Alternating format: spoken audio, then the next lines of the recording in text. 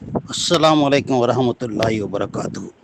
அன்புள்ளம் கொண்ட அல்லாவின் நல்லடியார்களே, ஏக இறைவனின் நாட்டத்தாலும் அண்ணல் பெருமானார் நபி ஸல்லல்லாஹு அலைஹி வஸல்லம் அவர்களின் துவா பரக்கத்தாலும் எங்களது ரஹமத்துல் ஆலமீன் ஹஜ் அண்ட் உம்ரா சர்வீஸின் உம்ரா பயணக்குழு கடந்த 3/2/2026 அன்று சென்னையிலிருந்து புறப்பட்டது.